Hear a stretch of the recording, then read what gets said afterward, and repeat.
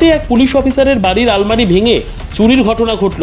মুর্শিদাবাদ জেলার বড়ুয়া থানার মুড্ডা গ্রামের প্রায় 3,24,000 টাকার নগদ সহ একজোড়া সোনার কানের দুল ও দুটি সোনার আংটি চুরি গিয়েছে বলে অভিযোগ।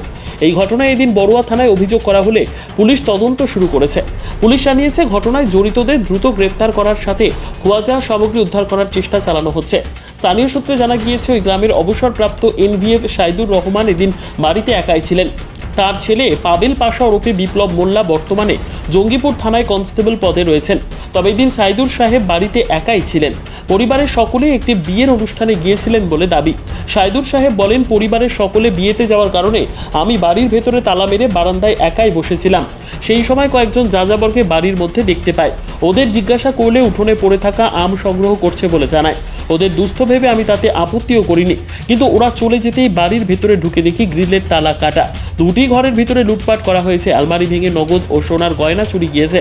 যদিও পরে ওই সকল যাযাবরদের আর দেখা যায়নি। 3 লক্ষ টাকা ছিল ওই ছেলের ওইটাতে, আর আমার ওইটাতে ছিল 24,000 টাকা, আর এই দুটো সোনার আংটার একটা কানের জিনিস ছিল।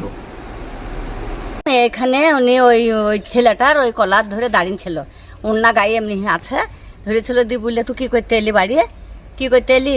দিয়ে বলে আম কুড়াতে। দিয়ে এখানে একটা আমটা ছুঁড়ে ফেলিন দিয়েছিল, তো সে আমটাকে কুড়ি নিয়ে এলো। তারপরে পেয়েছে, ওটা আমি দেখিনি।